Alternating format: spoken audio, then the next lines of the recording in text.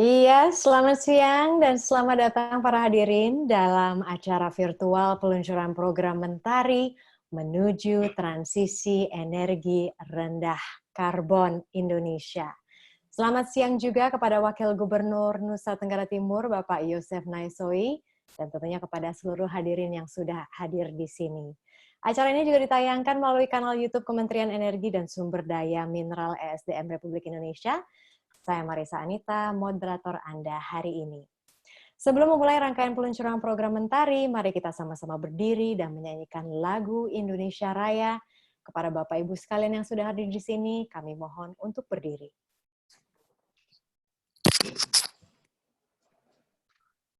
Indonesia.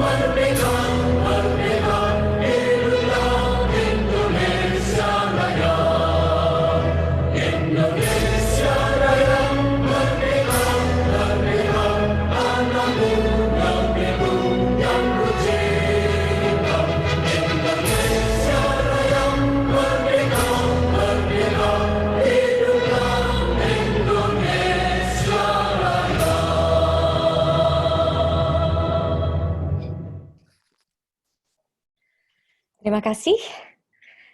Para undangan yang kami hormati, kami himbau untuk membaca pedoman pelaksanaan kegiatan pada siang ini yang kami tayangkan di fitur chat, jadi mohon diklik.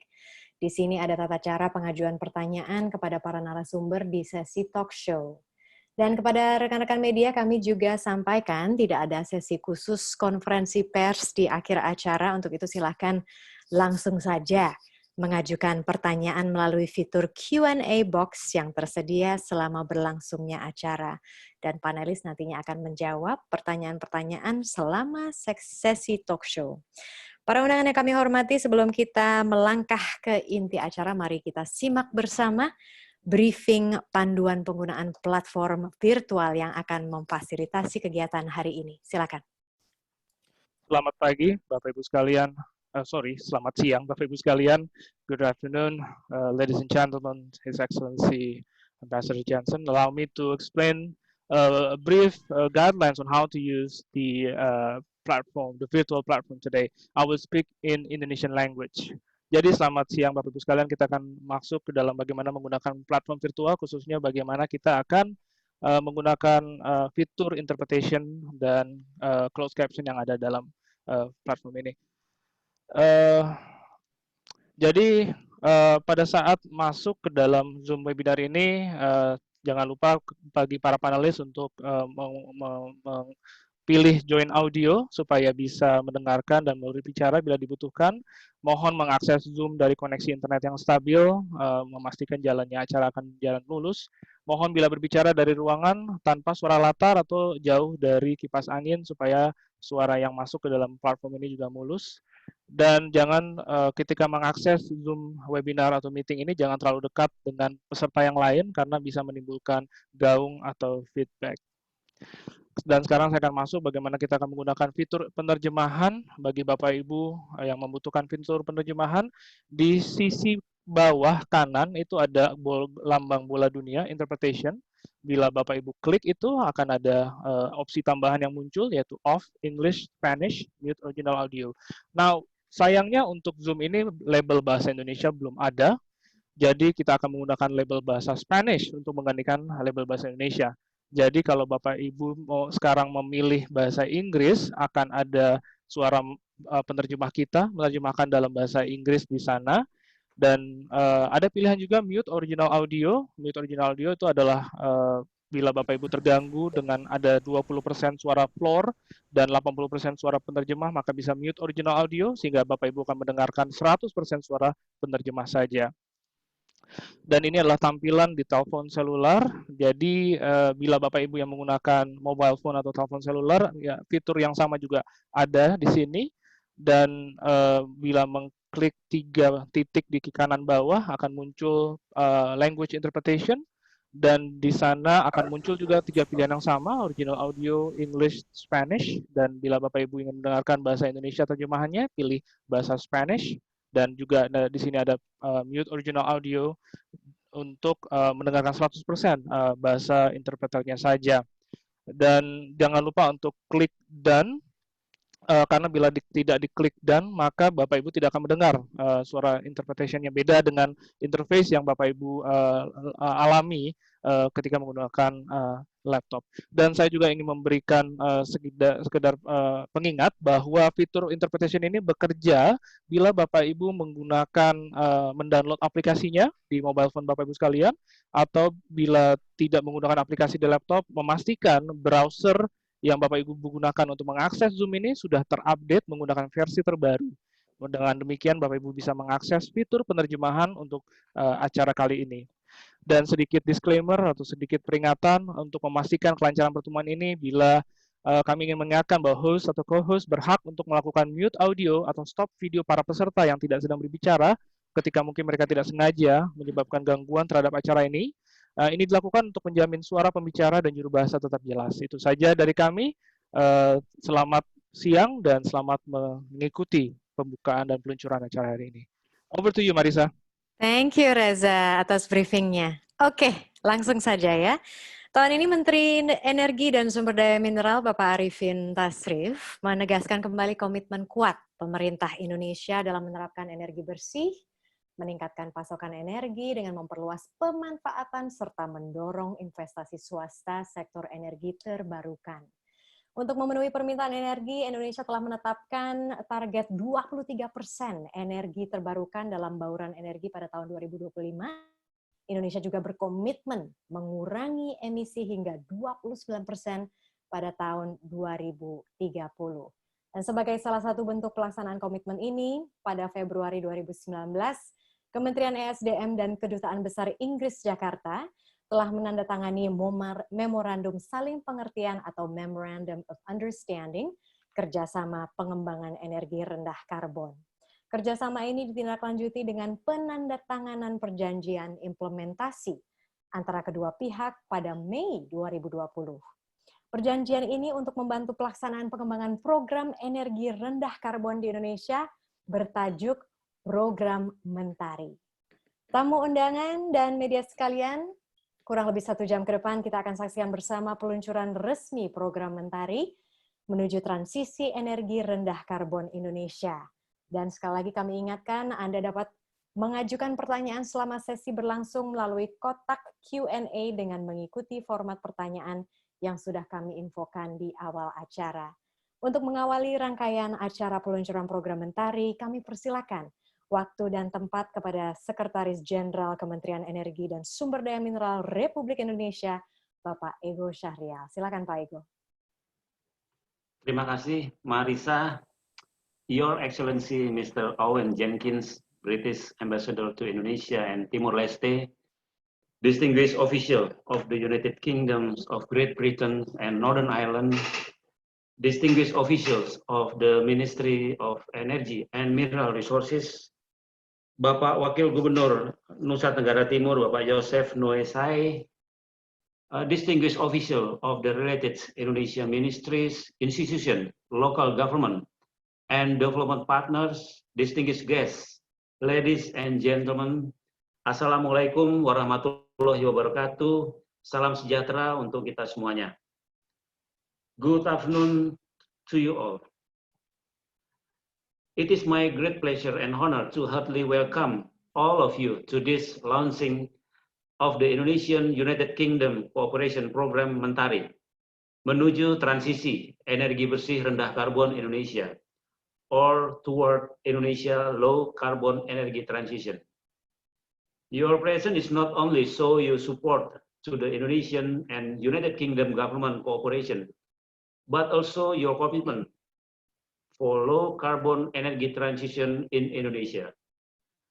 I would like to take this opportunity to convey my sincere gratitude and appreciation to Your Excellencies, Mr. Owen Jenkins, British Ambassador to Indonesia, for giving his precious time to join us today at this launching ceremony. In the midst of Your Excellencies' busy schedule and pandemic, and indeed for Your Excellency kind support and cooperation that made this event possible to be conducted today. Today is the next step for the journey that began more than a year ago in February 20th, last year, 2019, with the signing of the Memorandum of Understanding, followed by signing of Implementation Agreement of Mentari Program 2020 and 2023 by Ambassador Jenkins and myself through correspondence on May 8, 2020. Excellency, distinguished guests, ladies and gentlemen, the global pandemic COVID-19 has affected all our life in everyday aspects and so many different ways. The lockdowns, isolation, social distancing has hit the economy significantly, pulling down the economic energy consumption. Indonesia, the energy demands for businesses and industry is still struggling to reach its normal condition. Our oil fuel consumption is recorded almost 18% lower compared to the same period last year. However, in the bright side, the lockdown policy has also brought positive impact to significant reduction of the carbon dioxide emission in Indonesia. Therefore, during the challenging time, energy production should be adjusted accordingly to create a new normal, which include enhancement in clean energy transition process. Fulfilling the demand of energy, Indonesia has set a target of 23% renewable energy in the energy mix in 2025. This policy, combined with Indonesian commitment to reduce emission up to 29% in 2030, is a clear path to a cleaner energy system. To achieve the target and encourage renewable energy investment, the government of Indonesia is currently preparing presidential regulation regarding feed-in tariffs. We are also prioritizing the use potential of renewable energy to provide energy supply to our people in the remote and outer areas, while also targeting to replace all diesel power plants within the next 3 years. The Mentari program initiation comes timely, as it will become part of Indonesia's clean energy transition. The program aims to deliver inclusive economic development and poverty reduction by developing the renewable energy sector in Indonesia, particularly in the eastern part of Indonesia. The program will support the scale-up of renewable energy countryside through improving the enabling environment for private sector's engagements, including international businesses in the renewable energy sectors. Excellencies, distinguished guests, ladies and gentlemen, let me conclude my remarks by reiterating my appreciation for your presence, support, and engagement to the program. I hope this launching marked the beginning of successful, efficient, and fruitful cooperation of the Mentari program.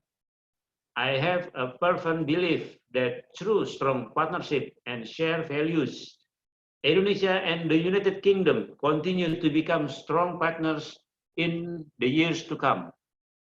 On that role, I hereby officially launched the Indonesia United Kingdom Mentari Program 2020 to 2023.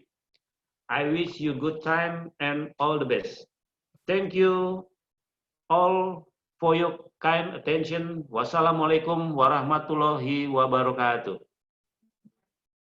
Terima kasih banyak Bapak Ego Syarial, Sekretaris Jenderal Kementerian Energi dan Sumber Daya Mineral Republik Indonesia. Tadi sudah sempat diangkat sedikit oleh Pak Ego juga, jadi memang program Mentari ini adalah inisiasi baru di lingkup kerjasama bilateral Kementerian ESDM. Dan hari ini kami akan memperkenalkan program ini kepada publik dan juga para pemangku kepentingan terkait, khususnya kepada mereka yang bergerak di sektor pembangunan energi rendah karbon. Nah, apa itu program Mentari dan bagaimana pelaksanaannya di Indonesia? Mari kita simak berikut ini.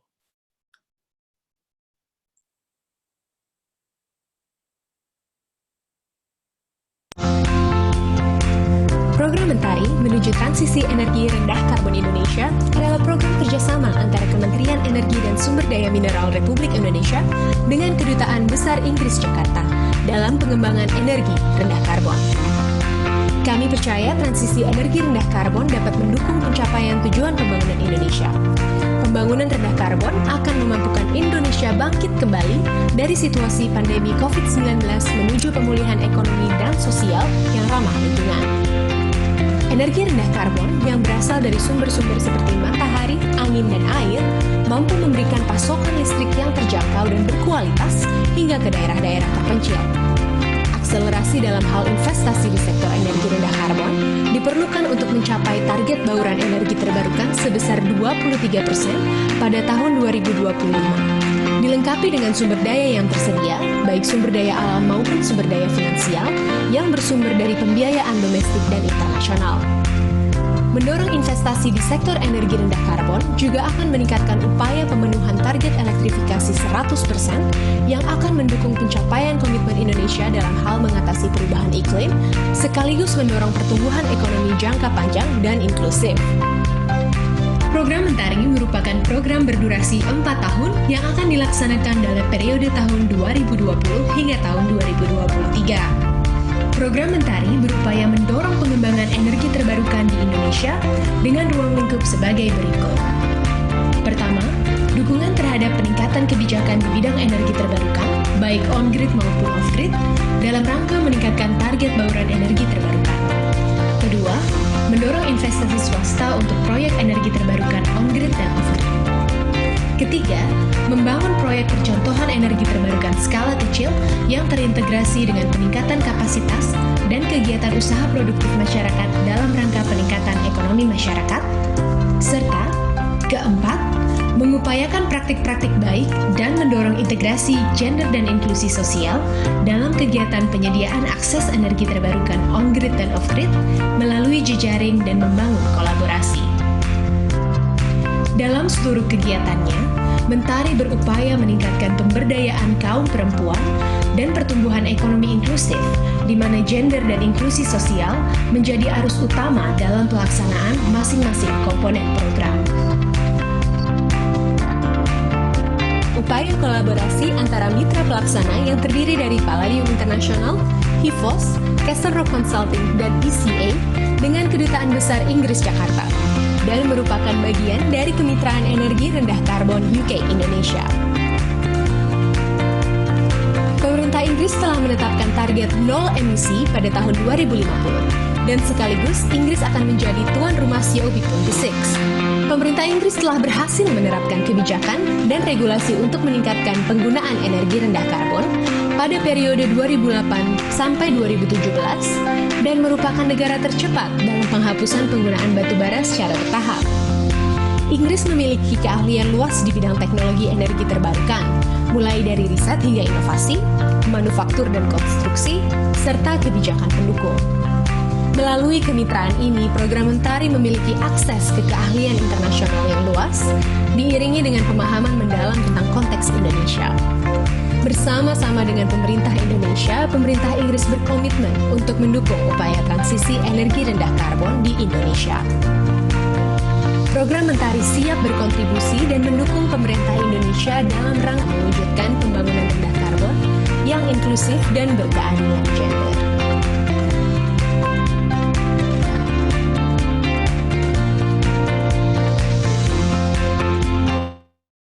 Itu dia informasi seputar program Mentari. Kira-kira bagaimana program Mentari ini bisa mendukung transisi energi di Indonesia? Sudah ada 3 panelis yang hadir secara virtual di siang hari ini bersama kita semua yang akan menyampaikan pandangannya dalam diskusi siang hari ini. Yang pertama tentunya ada Duta Besar Inggris untuk Indonesia dan Timor Leste. Selamat siang kepada His Excellency Owen Jenkins. Good afternoon, Ambassador Jenkins. How are you?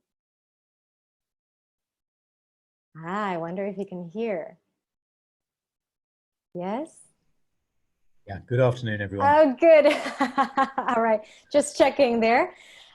Dan panelis berikutnya adalah Direktur Jenderal Energi Baru, Terbarukan, dan Konservasi Energi Kementerian ESDM, Bapak Sutijasa.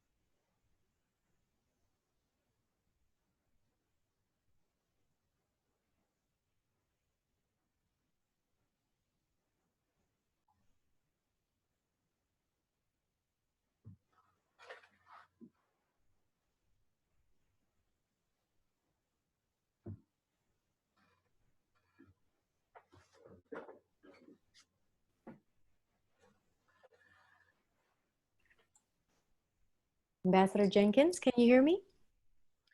I can now. Oh, yes, that's fantastic. Okay, that's great. So, I have a question for you, Ambassador. Mentari is positioned as a UK-Indonesia partnership with a specific aim to reduce poverty and to drive economic growth. But surely it's about tackling climate change and also delivering COP26 objectives, yes? That's a terrific question. And before I answer it, since it's the first time I speak, just let me express my really sincere thanks to those with me on the panel today.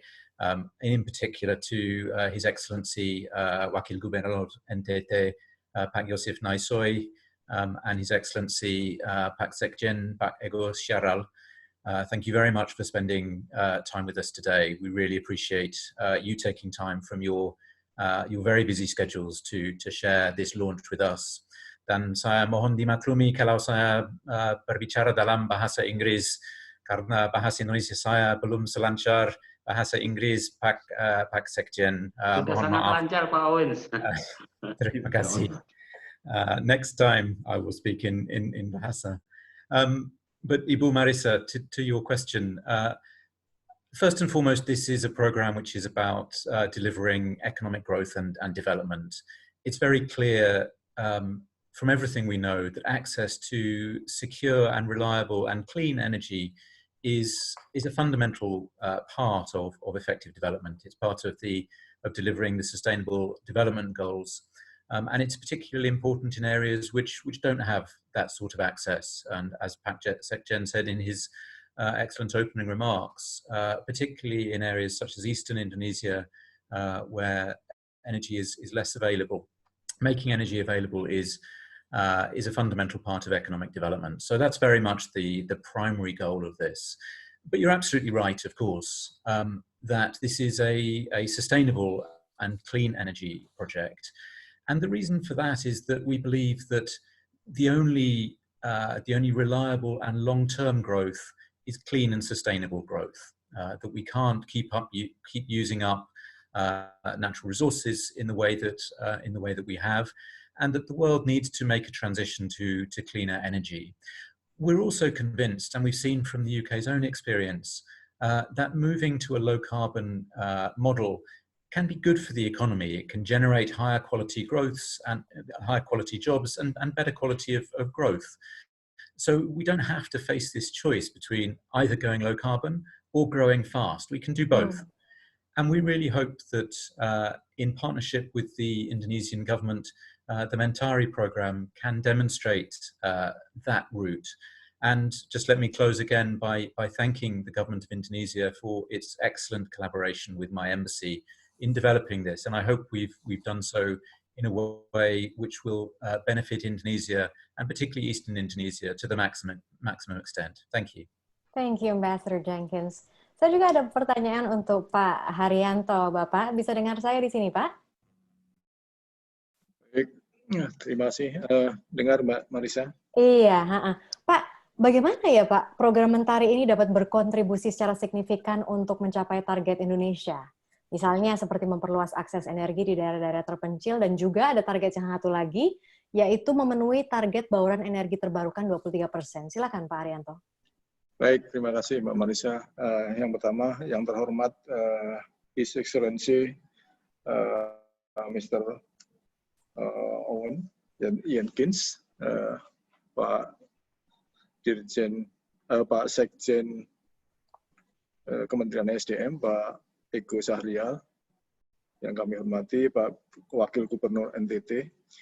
Terima kasih Mbak Marisa atas pertanyaannya yang menarik. Tadi disampaikan bahwa bagaimana berkontribusi program Mentari ini terhadap pencapaian target. Seperti kita ketahui, salah satu indikator akses energi nasional adalah rasio elektrifikasi. Nah, rasio elektrifikasi kita di tahun 2019 ini mencapai 98,89%,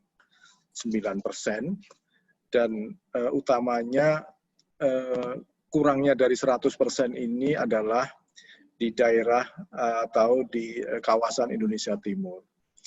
Nah, sebagai contoh untuk di NTT ini 85%, Papua 94%, Maluku 92%, dan Sultra ini 94%. Artinya apa? Program Mentari ini sangat tepat apabila difokuskan di kawasan Indonesia Timur. Nah, target 100% ini dicanangkan di tahun 2020, dan salah satu fokus adalah bagaimana mengakselerasi pemanfaatan energi terbarukan. Nah, kita juga mempunyai target 23% di tahun 2025 untuk pencapaian bauran energi terbarukan di Indonesia.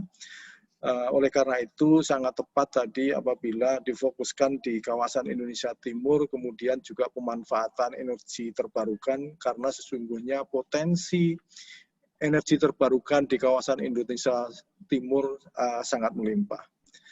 Kemudian bagaimana terkait dengan program yang dicanangkan oleh program Mentari ini, tadi disampaikan bahwa program ini tidak hanya teknis tetapi juga membantu diantaranya melihat dari sisi policy, kemudian juga demonstrasi proyek, kemudian juga memberikan asistensi terkait dengan bagaimana masyarakat memahami atau mengerti terkait dengan pemahaman energi terbarukan. Oleh karena itu, maka kami yakin dengan program Mentari ini bisa membantu pemerintah dalam rangka mengakselerasi target bauran energi terbarukan di Indonesia, dan juga ini dimulai dari kawasan timur Indonesia. Terima kasih Mbak Marisa. Terima kasih banyak Pak Haryanto. Tadi kan Pak Haryanto sudah mengatakan yakin sekali bahwa program ini akan membantu akselerasi transisi energi ini. Kita juga ada Bapak Fabi Tumiwa di sini. Pak Fabi, Anda adalah pengamat aktif di sektor energi rendah karbon yang memang sudah lama juga mengikuti perjalanan Indonesia melaksanakan transisi energi. Nah, setelah tadi mendengar jawaban atau paparan dari Ambassador Jenkins dan juga Pak Haryanto, apa pemikiran Anda, Pak Fabi, tentang program Mentari dan juga transisi energi terbarukan di Indonesia? Silakan, Pak. Ya, terima kasih, Mbak Marisa. Good afternoon, Ambassador Jenkins, Pak Ego, Pak Haryanto.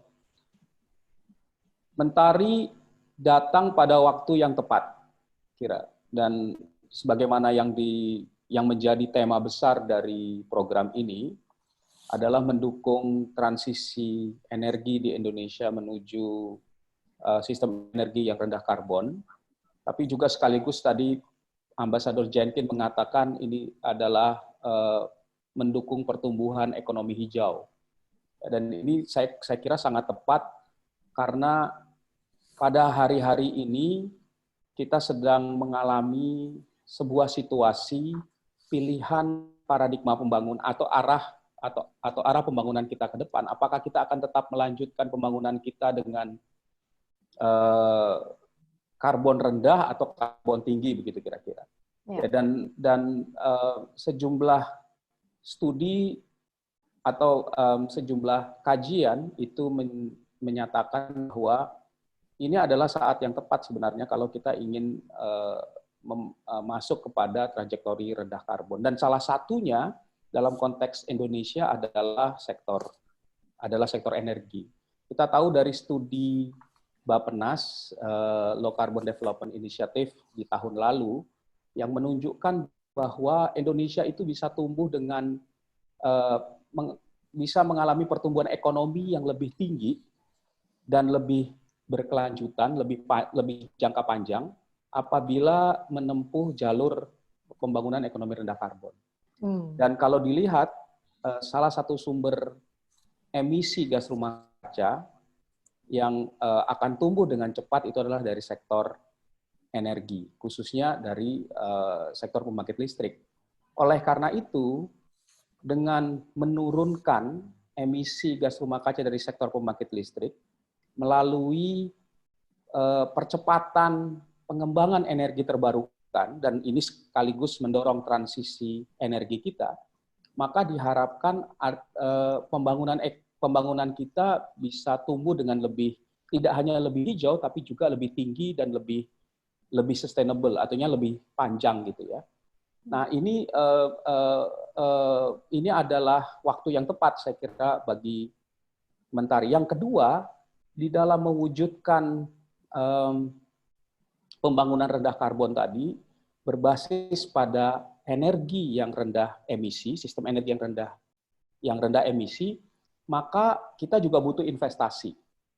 Dan investasi yang dibutuhkan cukup besar untuk mendukung tadi misalnya target 23% bauran energi primer dari energi terbarukan pada tahun 2025. Nah, salah satu yang ada di dalam program Mentari ini adalah mengembangkan portfolio project sekaligus juga menarik investor, termasuk menyediakan fasilitas pendanaannya. Dan ini saya kira tepat untuk bisa memenuhi kebutuhan tadi akan investasi di bidang energi terbarukan yang memang kita butuhkan sekarang. Jadi saya melihat program ini cukup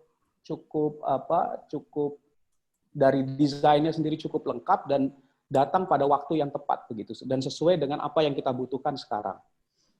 Iya, Pak Fabi kalau boleh follow up Pak, tadi kan Bapak mengangkat mengenai investasi internasional, karena kan memang Indonesia sudah punya target tertentu. Berarti logikanya adalah semakin banyak pihak internasional yang mau berinvestasi, otomatis target itu akan lebih cepat kita capai. Nah, kira-kira apa ya yang harus mungkin pemerintahan Indonesia siapkan, dan juga di sini sebagai partner ya, pemerintahan Inggris juga, sehingga program untuk transisi Indonesia ke energi terbarukan itu menjadi seksi gitu bagi mereka. Kira-kira bagaimana, Pak?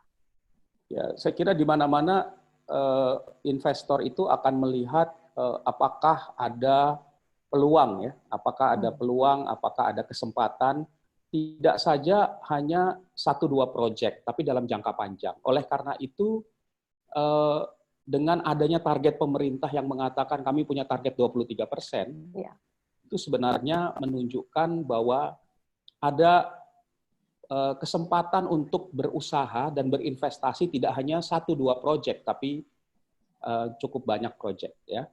Itu saya kira satu yang penting. Yang kedua, tentunya yang dilihat oleh investor adalah apakah kerangka kebijakan dan regulasinya itu stabil atau tidak. Karena sekali lagi investasi di sektor energi bukan investasi jangka pendek. Ini adalah investasi jangka panjang dengan tingkat risiko yang cukup besar untuk apalagi negara-negara seperti kita ya. Oleh karena itu kestabilan kebijakan maupun regulasi di sektor energi khususnya energi terbarukan itu juga sesuatu yang akan diperhatikan. Nah, ini juga berkaitan dengan apa yang dilakukan oleh Mentari adalah membangun atau bekerja sama dengan pemerintah Indonesia untuk membuat kerangka kebijakan dan regulasi yang stabil dan juga menarik bagi pelaku usaha berdasarkan praktek-praktek terbaik mungkin yang juga bisa dilihat dari pengalaman internasional yang lain. Dan yang ketiga, tentunya investasi itu harus memberikan tingkat pengembalian yang menarik juga. Kita harus ingat bahwa Indonesia itu bukan satu-satunya negara yang ingin meningkatkan energi terbarukan. Ya, negara-negara tetangga kita di ASEAN pun punya target yang sama, yang hampir sama dengan kita dan cukup ambisius juga. Dan semuanya membutuhkan investasi. Agak berbeda mungkin ketika kita dulu bicara soal bahan bakar fosil, minyak khususnya ya. Tidak semua negara di ASEAN itu punya minyak. Sehingga Indonesia kalau bicara investasi minyak jadi prima dona dari investor. Masa itu udah lewat. Semua negara di ASEAN sekarang punya sumber daya energi terbarukan yang hampir sama. Mereka punya surya, mereka punya angin, mereka punya air, mereka punya biomasa. Nah, oleh karena itu yang menjadi tantangan adalah bagaimana kita bisa memberikan kesempatan berusaha yang lebih baik dan tingkat pengembalian investasi yang lebih menarik untuk menarik mereka datang ke Indonesia. Jadi kita ini sedang bersaing untuk merebut investasi dan pendekatan-pendekatan zaman yang sudah lampau yang misalnya kita merasa kita menjadi idola dari investor karena kita negara yang besar, populasi yang besar, itu asumsi itu harus tidak lagi dipakai, tapi kita harus semakin baik buat kerangka kebijakan dan regulasi sehingga orang atau investor bisa memilih negara kita karena kita punya sumber daya, kita punya potensi pasar yang besar, tetapi juga kesempatan berusaha yang lebih baik. Oke. Sebelum saya ke Ambassador Jenkins bicara mengenai regulasi, saya ingin mendengar tanggapan juga dari Pak Haryanto terkait apa yang baru saja dipaparkan oleh Pak Fabi. Pak Haryanto, silakan. Ya, terima kasih Mbak Marisa. Saya setuju dengan apa yang disampaikan oleh Pak Fabi terkait dengan investasi dan yang tadi dijelaskan semuanya. Tentu untuk itu semuanya tadi seperti yang disampaikan oleh Pak Sekjen bahwa saat ini kita sudah sedang dalam proses penyiapan rancangan peraturan presiden terkait dengan energi baru terbarukan, di mana diharapkan ini memberikan atmosfer yang lebih baik dalam investasi di energi baru dan terbarukan. Dan tadi juga disampaikan Pak Fabi, ini untuk EBT ini kan erat kaitannya dengan bagaimana kita mereduce emisi gas rumah kaca kaitannya. Nah, untuk itu pembangunan rendah karbon ini satu kan diutamakan, satu adalah terkait dengan bagaimana pengembangan renewable energy ini atau energi terbarukan ini berhasil di Indonesia sehingga kita juga bisa memenuhi penurunan gas rumah kaca seperti yang disampaikan tadi. Kita mempunyai target di 2030 untuk menurunkan gas rumah kaca. Nah, oleh karena itu dengan hadirnya program Mentari ini bukan hanya akan lebih mengakselerasi bagaimana memanfaatkan energi terbarukan di Indonesia, tetapi juga sekaligus nanti memberikan semacam contoh atau best practices tadi yang disampaikan, bahwa bagaimana kita menggerakkan secara cepat pemanfaatan energi terbarukan. Walaupun di saat yang sama kita juga sedang ada ongoing project di beberapa kawasan yang dijadikan fokus dari kegiatan ini, seperti di NTT, pengembangan misalkan panas bumi, kemudian pembangkit listrik tenaga surya, bayu, dan lain sebagainya. Saya kira itu, Mbak. Oke, terima kasih Pak Arianto. Ambassador Jenkins, it's very interesting because Pak Fabi earlier mentioned about regulations and also transfer of knowledge. So, since the UK has been such a great example of transitioning to a cleaner energy, could you please share with us what are the basic regulations that the UK has implemented for the past decade, and also, you know, any transfer of knowledge that you can share, Ambassador Jenkins? Great, thank you very much, Mbak Marisa.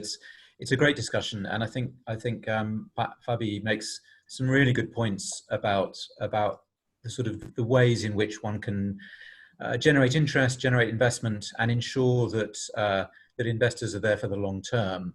And just looking at the British experience, I think the two points which Fabi made are relevant here too.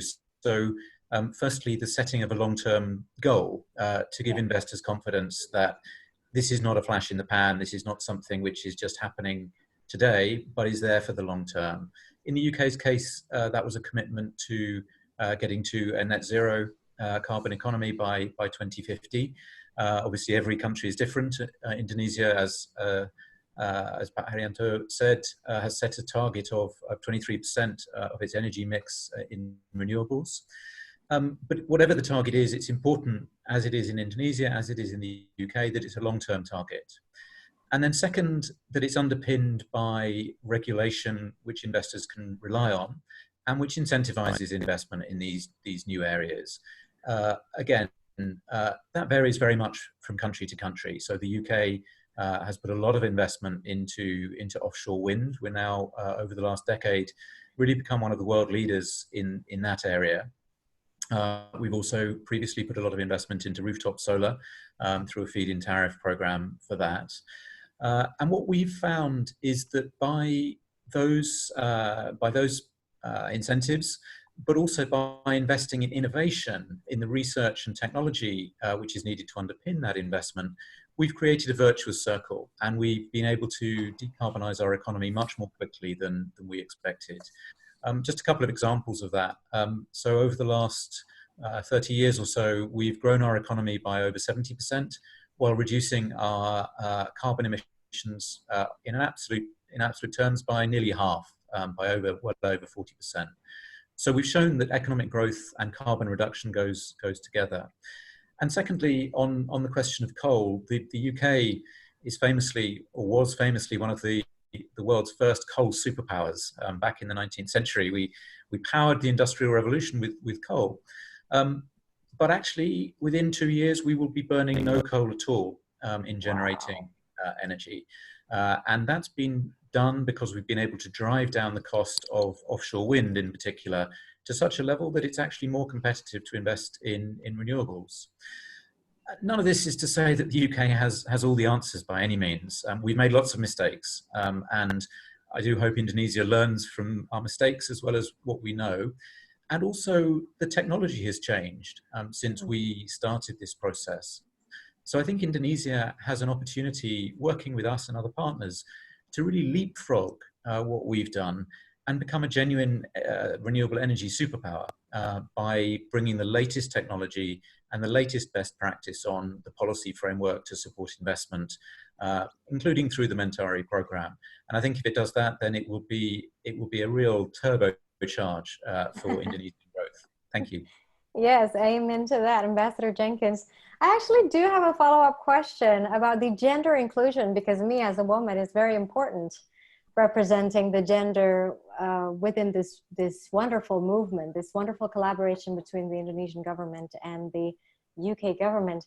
But we do have a question. This is for Pak Fabi and for Pak Haryanto as well. Ini pertanyaannya dari Pak Thomas C. Henriksen dari Denmark, Pak. How do you see electrification, increase renewable energy, and keeping electricity prices low to be achieved at the same time? Is it possible before 2025 through international cooperation about renewable energy? Silakan, Bapak. Pak Haryanto dulu atau saya dulu? Bebas, bebas. Saya dulu izin Pak Direktur.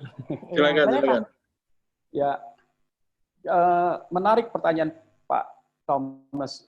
Selama ini memang kalau kita bicara melistriki daerah-daerah tertinggal seperti tadi yang sudah disampaikan juga, bahwa dengan rasio elektrifikasi yang saat ini mencapai hampir 99%, ya, masih ada 1% sedikit yang masih belum mendapatkan listrik, dan 1% itu sebagian besar ada di Indonesia Timur dan di daerah-daerah yang terpencil, biaya elektrifikasi itu menjadi sangat tinggi sebenarnya. Iya. Nah, termasuk sebenarnya elektrifikasi yang sekarang yang sudah menerima elektrifikasi pun sebenarnya juga masih di daerah-daerah terpencil itu atau di desa-desa juga masih dengan biaya tinggi. Karena apa? Karena masih menggunakan energi berbahan bakar fosil. Contohnya yang banyak sekali dipakai adalah pembangkit listrik tenaga diesel, ya, yang masih menggunakan minyak untuk melistriki, untuk membangkitkan energi listrik untuk rumah-rumah yang ada di sana, untuk masyarakat yang ada di sana. Nah, dengan mengganti sumber energi yang tadinya fosil dengan energi terbarukan, maka sebenarnya dengan adanya teknologi yang teknologi energi terbarukan yang sekarang semakin berkembang, semakin reliable, dan didukung dengan sebuah bisnis model yang baik, termasuk pembiayaan yang juga kompetitif, maka diharapkan, dan secara teori sebenarnya kalau kita hitung-hitung bisa untuk menghasilkan penyediaan listrik atau penyediaan energi yang cost kompetitif dibandingkan dengan penyediaan energi yang masih berbasis fosil. Karena apa?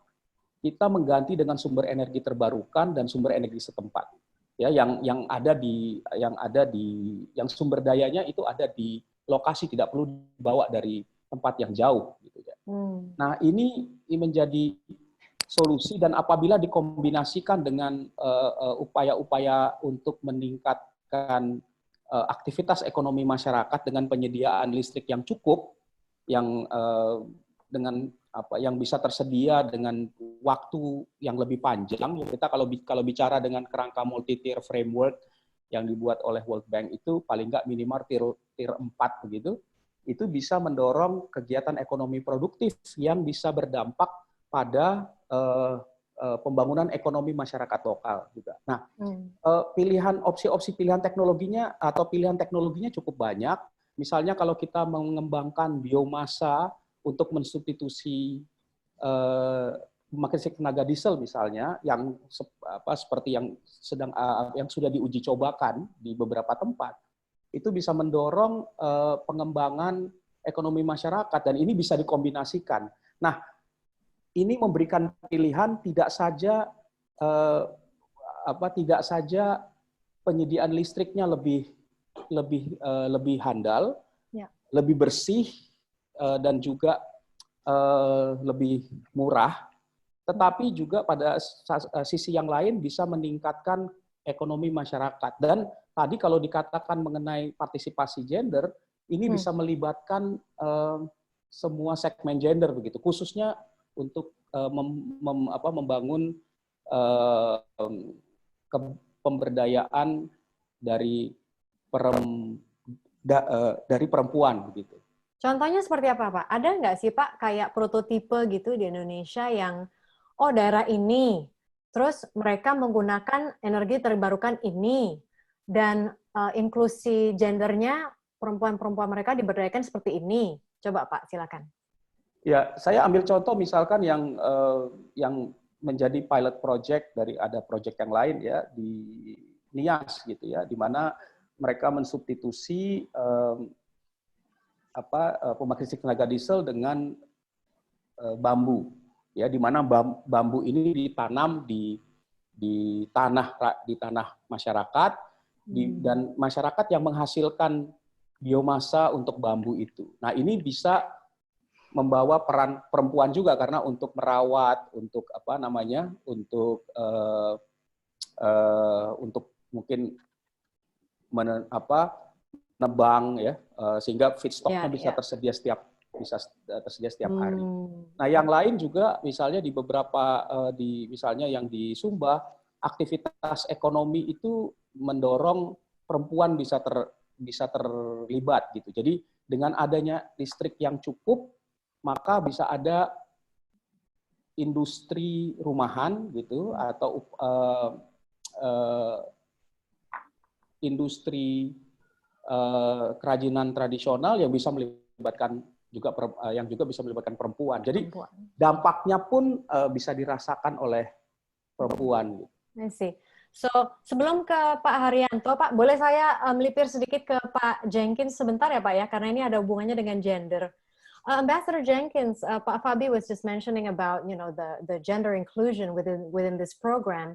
So, in the UK, what was the case? How were women involved in this program to accelerate renewable energy in the UK? Thanks, Marisa. It's a really important part of this program, and I'm really proud that we've got gender inclusion so central to this program. And again, this is the UK hasn't got it right either. We are still working on getting women more involved in these areas. But I would highlight a couple of areas where I think we have had some progress. The first is in the research and development side, where there's been a huge amount of work in the UK put into getting women into science, technology, and engineering. That we felt we were missing out on half the talent of our country because those subjects were so dominated by men.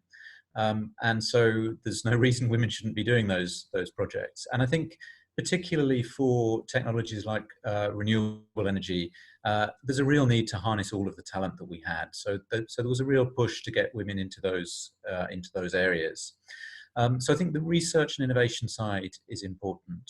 The second area that I'd highlight is that it stimulated women's enterprise. So when I talked earlier about the businesses who were investing in this sort of area in the UK and entrepreneurs who needed that long-term certainty, again, there was an effort to make sure that a good proportion of those were women. And I think we've had some success in that. Again, far from perfect. There's a lot more we can do, but there's there is some progress there.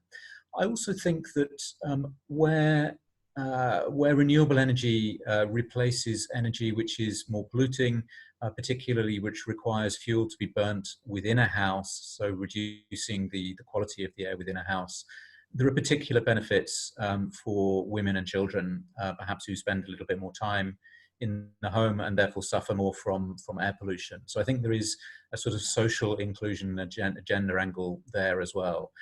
So those are some examples of the things which are important to us. I think I'll leave it there. Thanks. Okay, thank you, Ambassador Jenkins. Kembali lagi Pak Haryanto, saya kasih reminder sedikit pertanyaan tadi dari Pak Thomas C. Henriksen dari Denmark ya Pak Haryanto ya.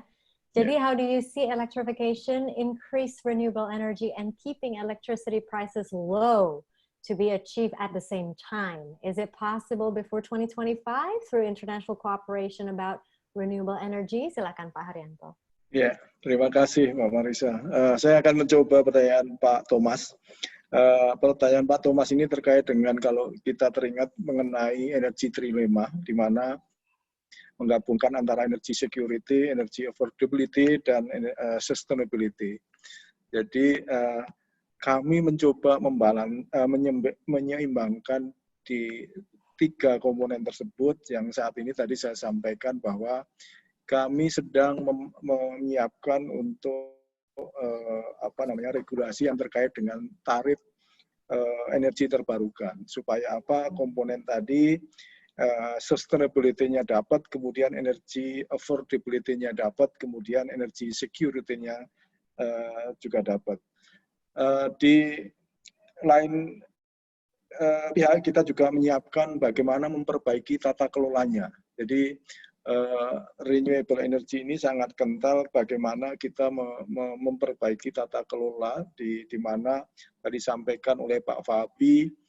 Renewable energy ini adalah specific location, jadi kita harus menyerahkan event itu di daerah yang katakanlah terpencil dan lain sebagainya. Oleh karena itu transfernya harus mulus dan ini sebagai kunci bagaimana penerapan energi efisiensi ini akan menjadi sukses.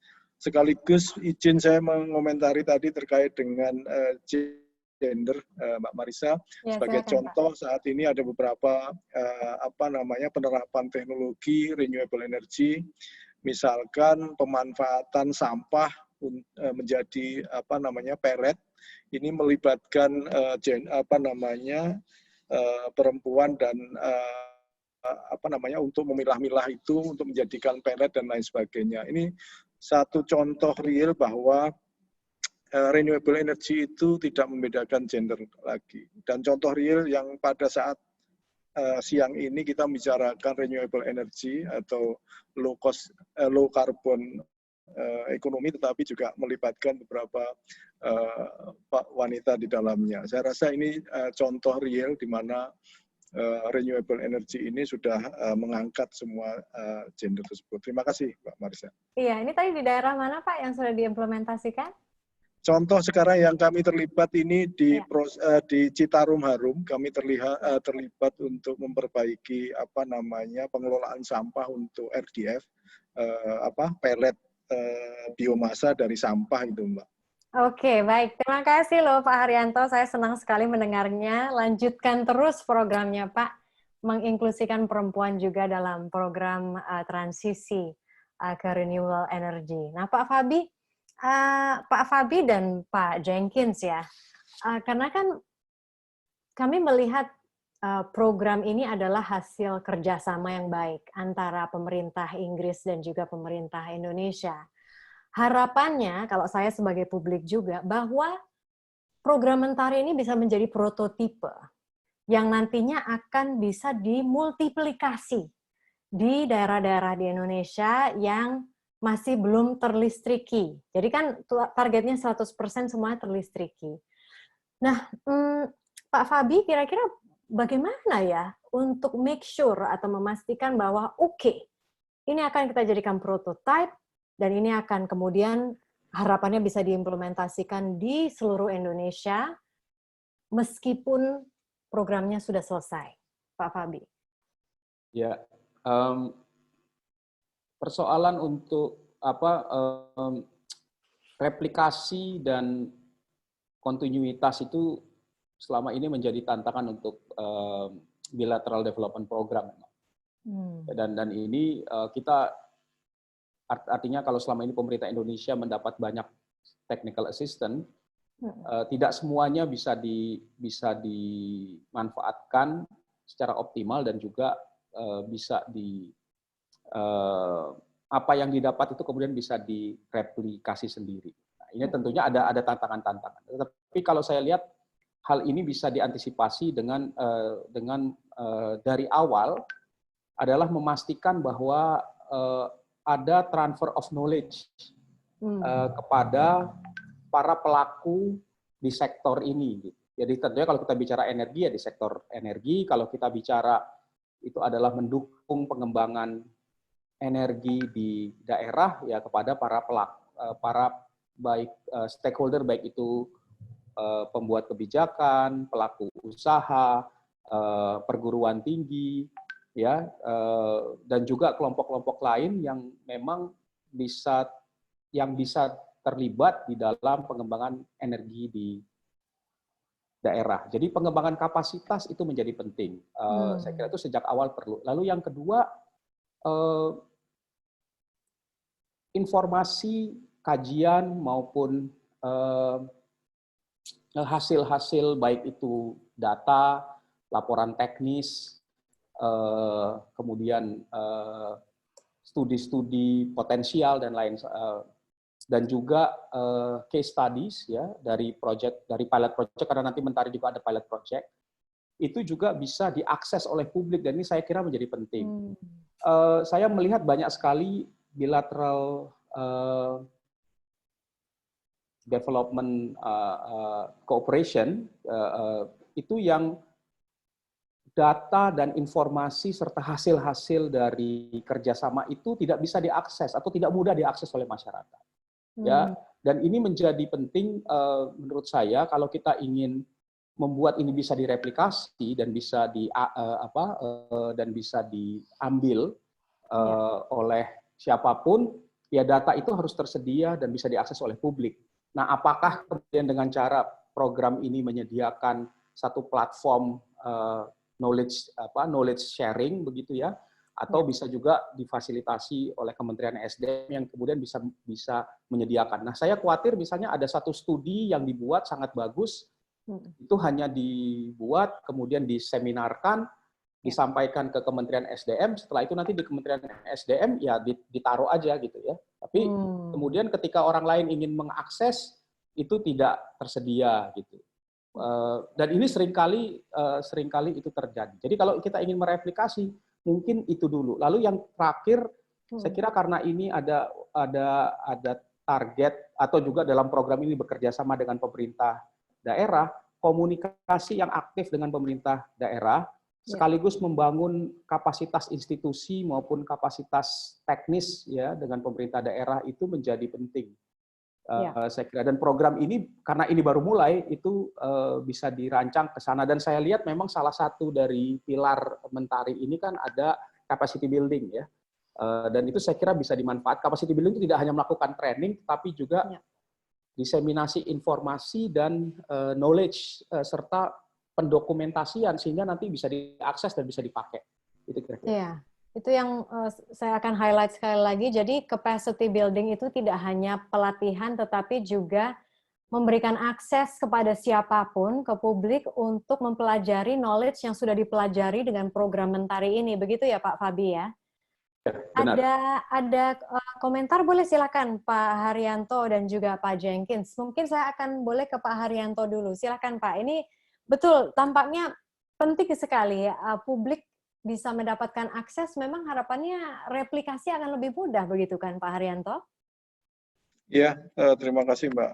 Tentunya memang kami berharap hal-hal yang baik, yang sukses itu kan bisa direplikasi di tempat yang lain kan gitu. Nah, oleh karena itu tadi saya sampaikan salah satu adalah tata kelolanya. Ketika kita tadi sampaikan oleh Pak Fabi, kita mempunyai satu demo project, katakanlah pemanfaatan biomasa, kemudian pada saat itu dibikin harga feedstocknya mungkin terjangkau. Ketika sudah berjalan dengan waktu, harganya naik, jadi tidak bisa direplikasi. Nah, ini tata kelolanya harus diperbaiki. Jadi mekanisme bagaimana supply bahan baku dan lain sebagainya, misalkan termasuk bagaimana mengoperasikan. Nah, kami membuka segala akses terkait dengan informasi untuk replikasi beberapa teknologi yang dianggap ini sudah ekonomis, kompetitif. Jadi ini akan kami sosialisasikan, akan kami diseminasikan, termasuk kepada misalkan ini dikembangkan dalam satu wilayah tertentu, kami akan diseminasikan atau sosialisasikan kepada pemerintah daerah yang lain untuk bisa direplikasi yang mempunyai sumber daya yang kurang lebih similar atau serupa, sehingga ini memungkinkan untuk transfer satu teknologi atau success story atau lesson learn beberapa teknologi yang terkait dengan energi terbarukan tersebut. Terima kasih, Pak. Terima kasih, Pak Haryanto. Ambassador Jenkins, I'll just summarize what Pak Fabi said. He mentioned about capacity building and also probably approaching universities, to be able to make the knowledge transfer easy.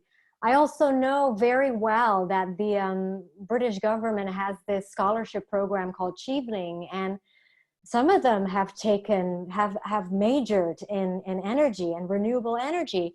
So what's your thoughts around this, capacity building and approaching universities? Yeah, thanks. I think it's a really important part of this, and I think what Haryanto and Fabi have said about openness as a sort of defining feature of the program is really important when we're talking about replicability.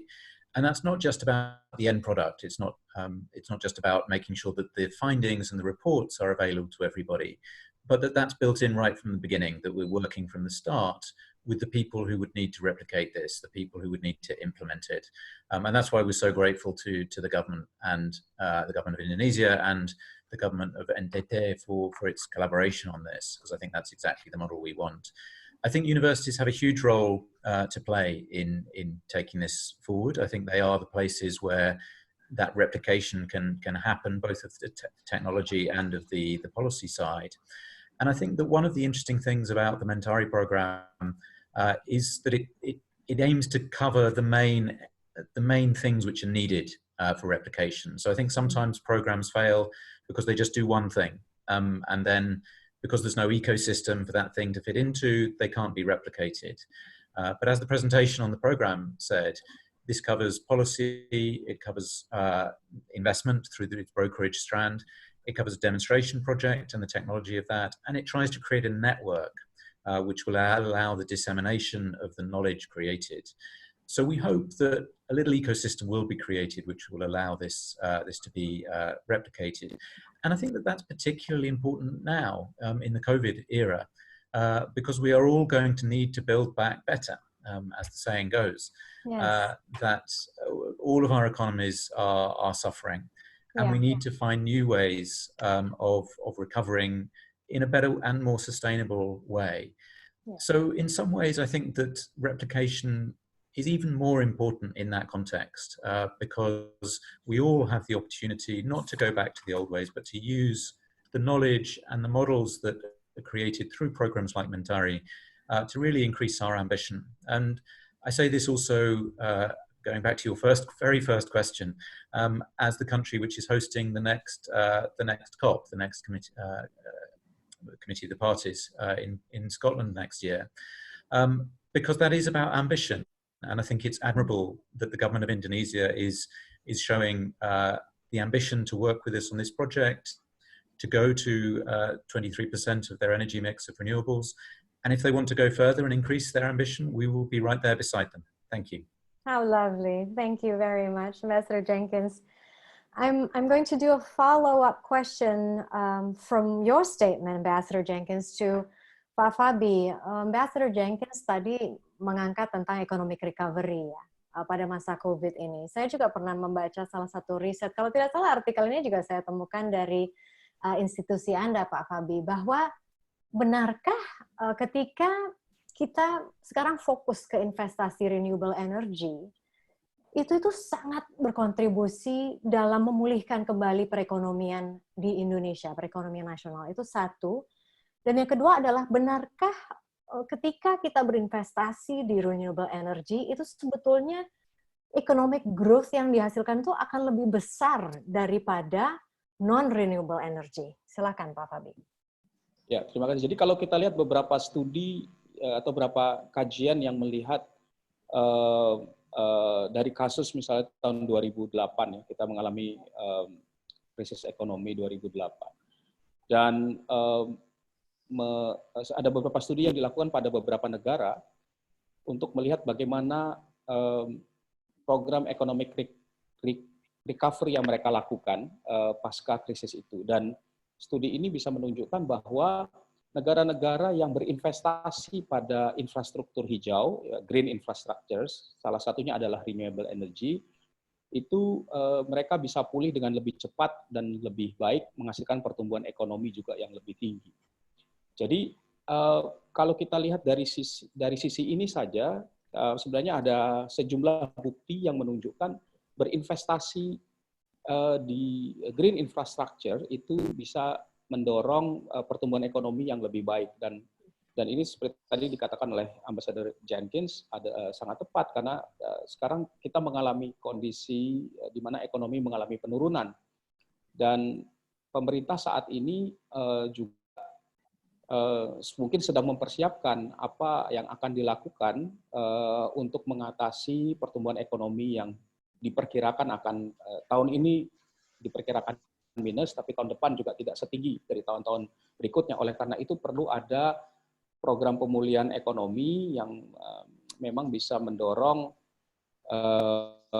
ekonomi itu bisa tumbuh dengan lebih tinggi begitu ya. Nah, di sini kembali menjadi pilihan apakah program stimulus yang akan diberikan itu masih berorientasi atau hanya mendukung atau sebagian besar mendukung industri-industri yang brown gitu ya, atau kita mau dukung industri yang green, termasuk pembangunan infrastruktur yang brown atau green. Nah, kalau kita melihat dari beberapa studi dari negara lain, dan ini menjadi pilihan gitu. Kalau pemerintah ingin mengalokasikan sumber dana atau sumber daya yang terbatas tadi untuk investasi yang brown atau green tadi. Nah, kami mendorong memang seperti dikatakan oleh Ambassador Jenkins,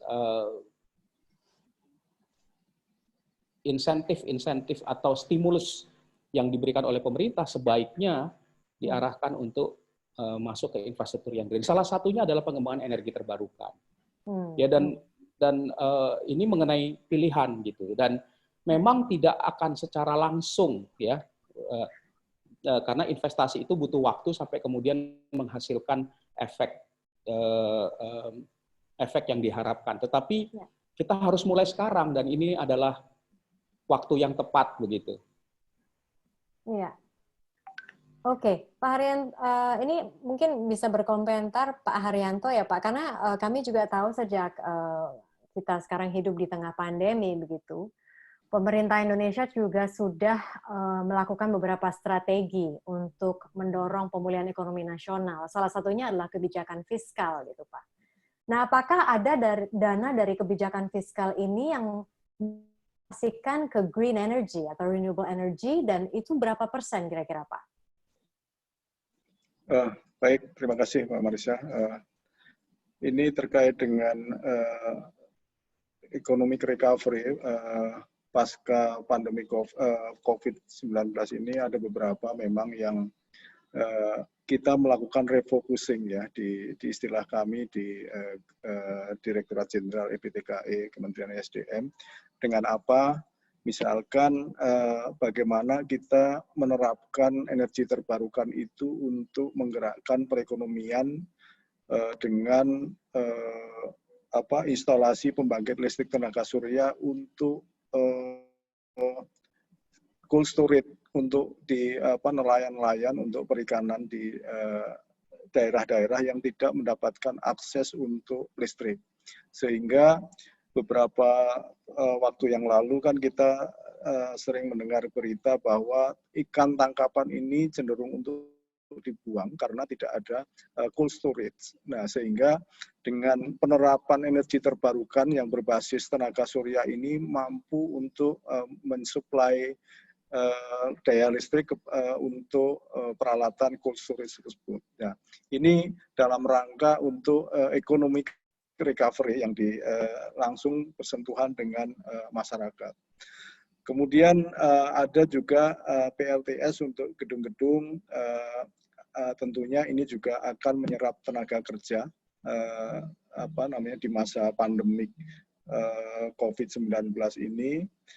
Dan yang sekarang ini memang sedang diinisiasi adalah beberapa program terkait dengan program percepatan penerapan energi terbarukan untuk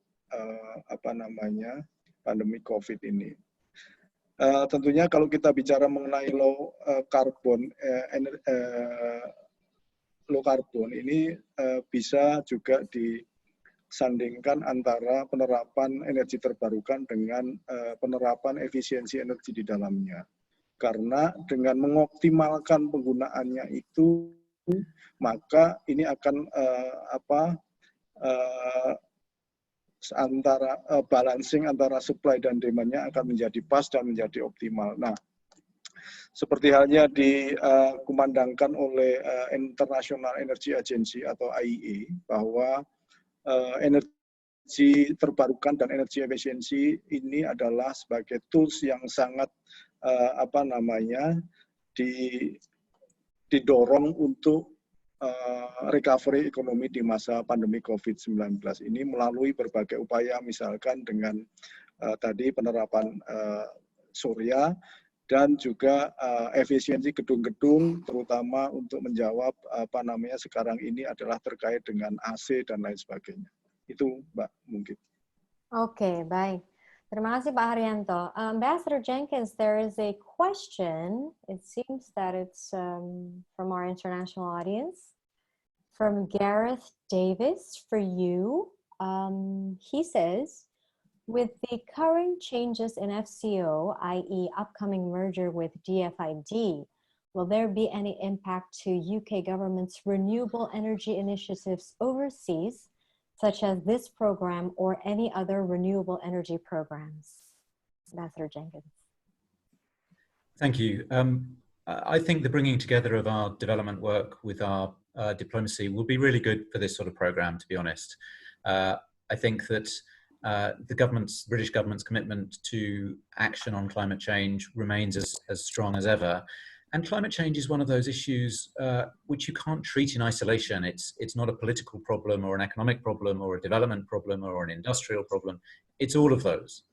And so I think the more that we can bring our tools together in single organizations so that they focus on the problem, the better we will be able to address this challenge. And that's exactly what the bringing together of the Foreign Office and our Development Ministry will do.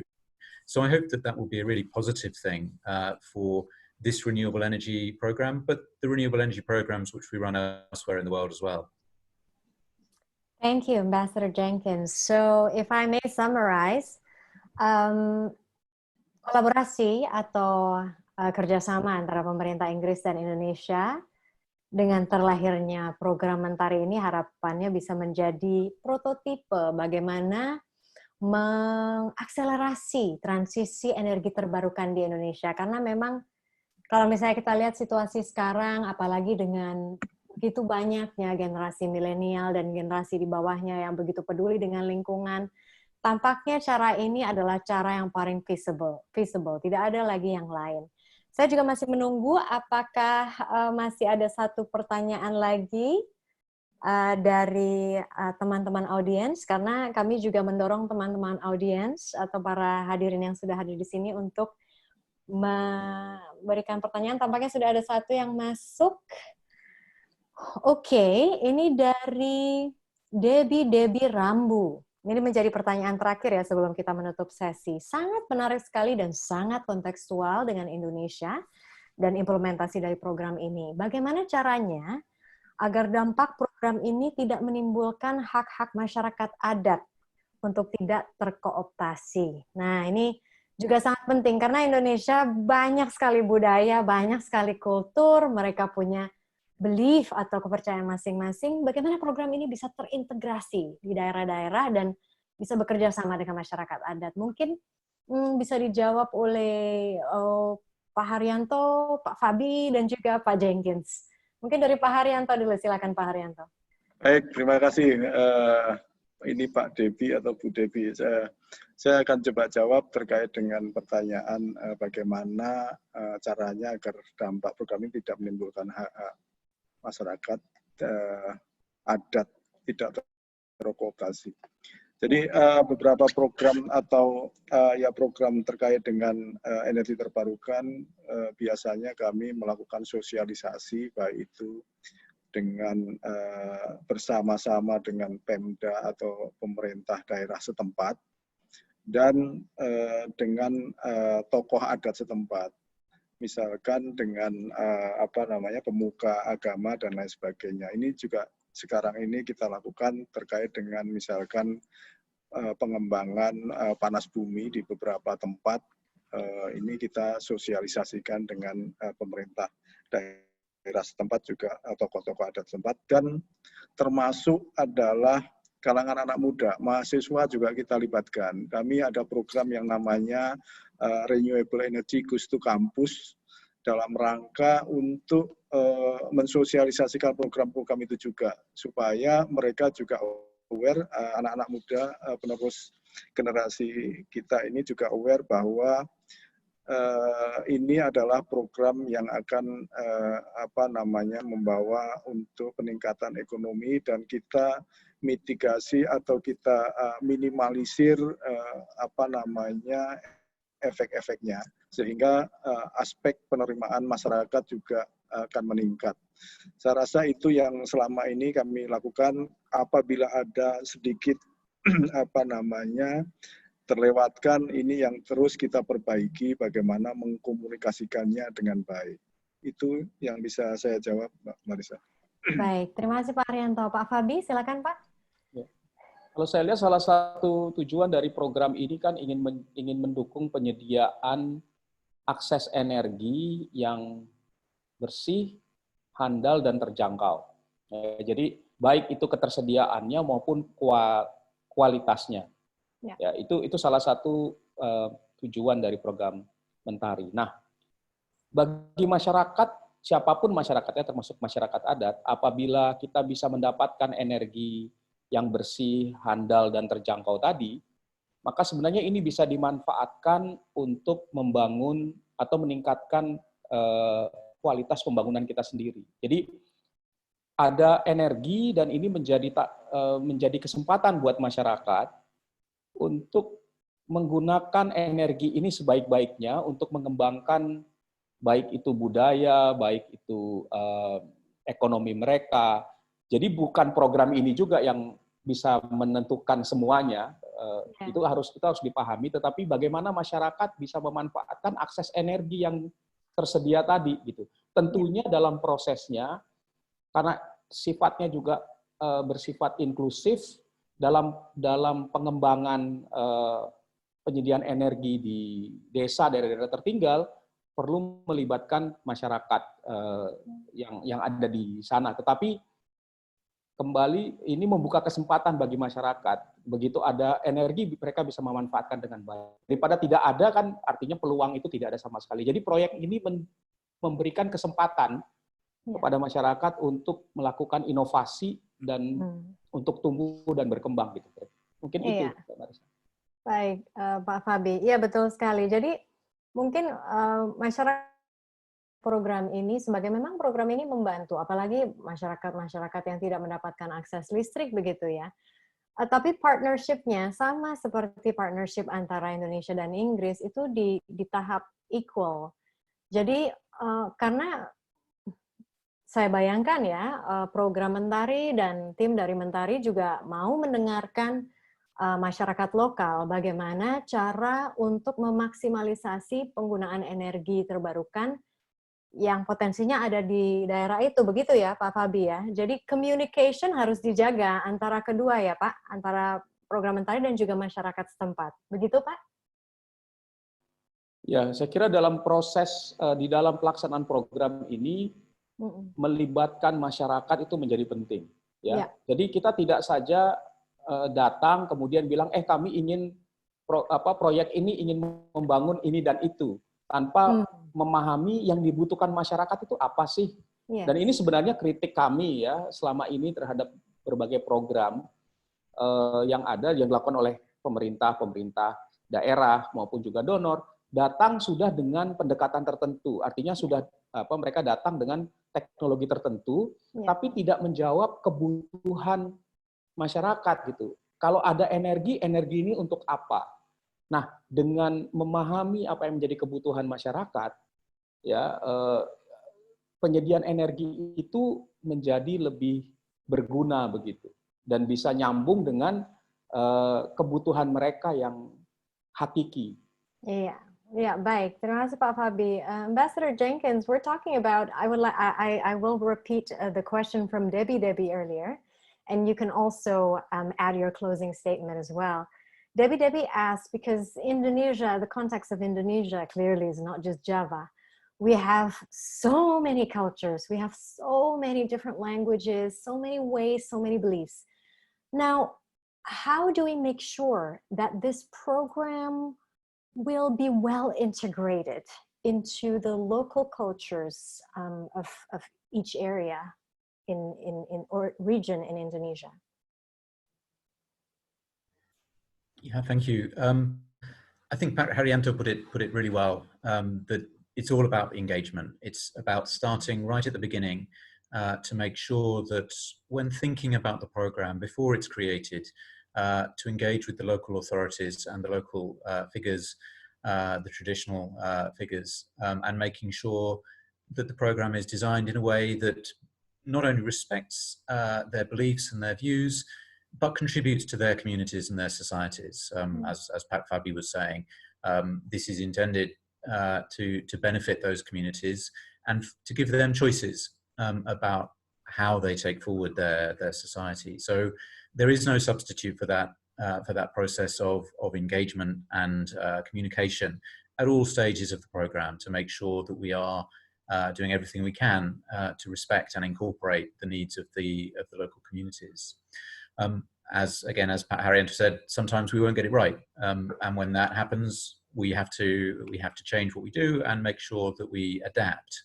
And I mean, that leads me on to my closing remark, really, which starts with gratitude to the Indonesian government for exactly that open and communicative approach to designing this program with us. And we're extremely grateful to ESDM in particular for that approach, but also to the government of East NTT, because I think that is what is going to make this program a success. It's addressing one of the biggest issues in development, which is access to energy, and it's doing so in a way which gives us more sustainable, cleaner and greener approaches to use in the future. And if we can replicate those and learn from what we're doing with this program, then I think, including in the post-COVID world, we will have contributed something really positive, not just to the bilateral relationship between the UK and Indonesia, though that's important to me, of course, but to the wider community as well. Thank you very much. Thank you very much, Ambassador Jenkins. And that'll be all, actually. That wraps up our discussion today. Terima kasih juga kepada Pak Haryanto sudah hadir di sini, Pak Fabi sudah sharing juga, Ambassador Jenkins sudah sharing juga, dan juga kepada seluruh hadirin yang sudah hadir di sini untuk mendengarkan diskusi kita kali ini. Yang jelas, program Mentari ini adalah kolaborasi yang luar biasa antara pemerintahan Inggris dan juga pemerintahan Indonesia, dan harapannya nanti ketika sudah diimplementasikan di lapangan, ini menjadi harapan saya juga sebagai orang Indonesia, menjadi prototipe yang kita akhirnya bisa replikasi ke seluruh Indonesia, sehingga Indonesia bisa mendapatkan akses kepada energi, tapi dalam bentuk energi terbarukan yang sustainable. Terima kasih banyak atas kehadiran seluruh yang sudah hadir di sini. Terima kasih juga kepada para panelis sekali lagi sudah hadir. Semoga apa yang panelis sampaikan bermanfaat untuk kita semua, dan juga semoga apa yang menjadi cita-cita program Mentari bisa terlaksana dengan baik dan mampu memberi manfaat sebesar-besarnya bagi negara Indonesia. Saya Marisa Anita undur diri, tetap jaga kesehatan, salam Mentari, sampai jumpa. Sampai jumpa. Thank you. Thank you, Pak. Thank you, Pak Haryanto, Pak Fabi, dan Ambassador Jenkins, dan seluruh tim yang sudah bekerja sama. Thank you. Thank you, and see you again. Pak Marisa, thank you everybody. Terima kasih banyak. Terima kasih, Pak Jenkins.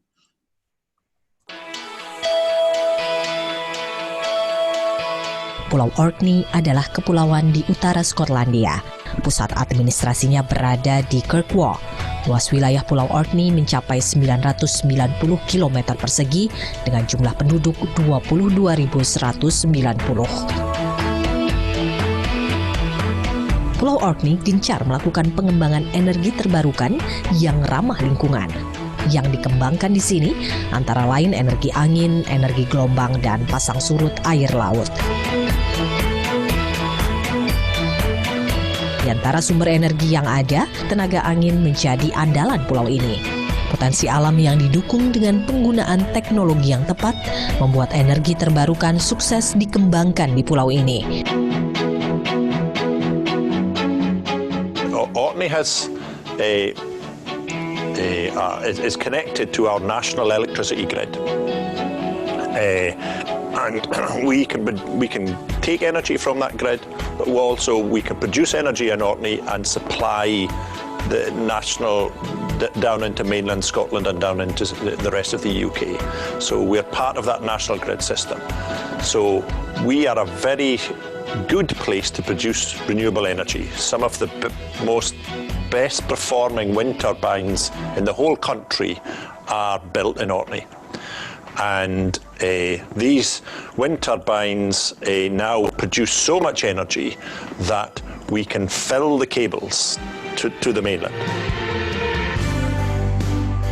Konsumsi energi yang bersumber dari bahan bakar fosil mengandung hidrokarbon berdampak pada pemanasan global. Increasing prosperity along with increasing population usually means a higher demand for energy.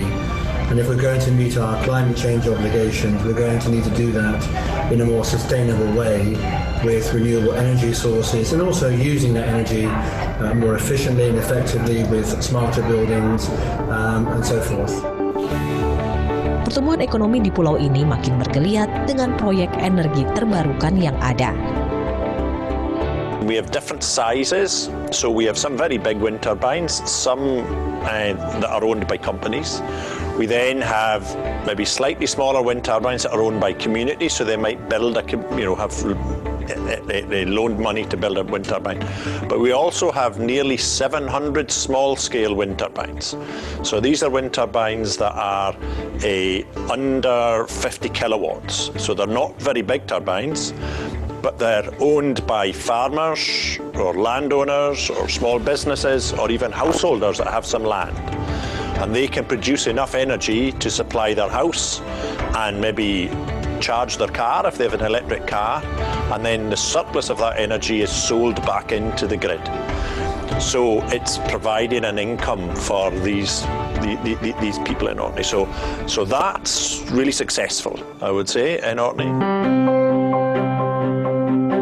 Kini bahan bakar hidrogen turut dikembangkan di Orkney.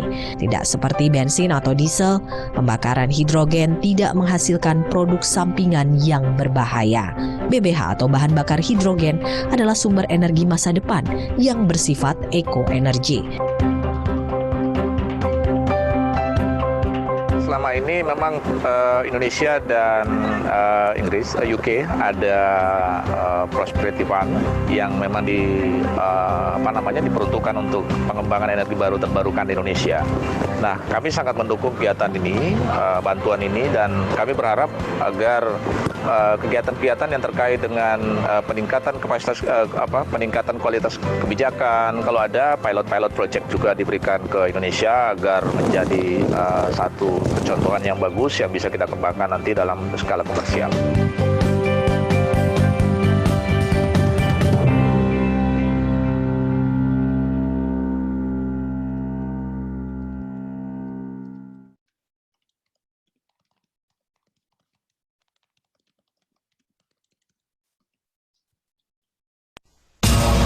Air, bumi, api, udara. Zaman dulu potensi alam belum dioptimalkan. Kemudian semua berubah sejak kita berpikir tentang kemandirian. Hanya anak bangsa yang terpanggil untuk mengelolanya sendiri. Walau kemampuannya luar biasa, mereka harus terus belajar menghadapi kemajuan zaman. Tapi aku percaya kita dapat mengelolanya.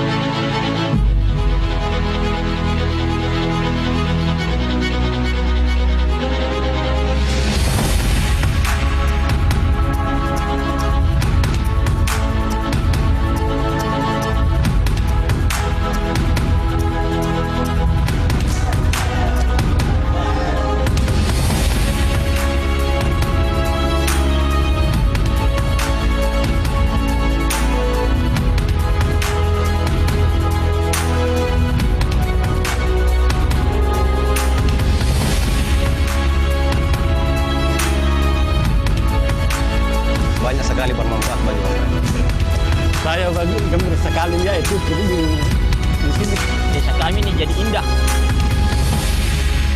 Saya lihat baling-balingnya muter semuanya, artinya angin di sini lebih dari cukup. Kok serasa di Belanda gitu. Kayak di Eropa, tapi kita di Sidrap.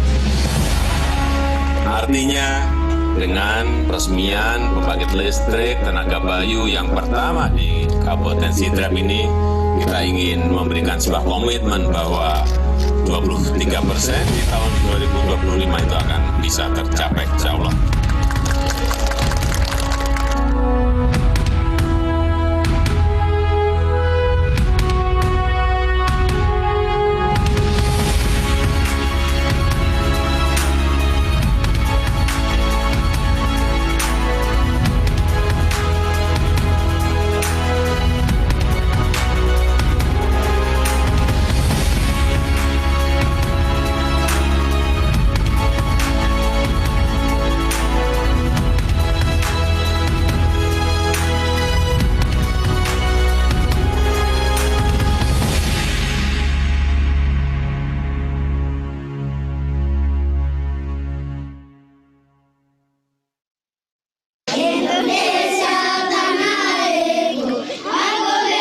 Saya Jeffrey Simalya.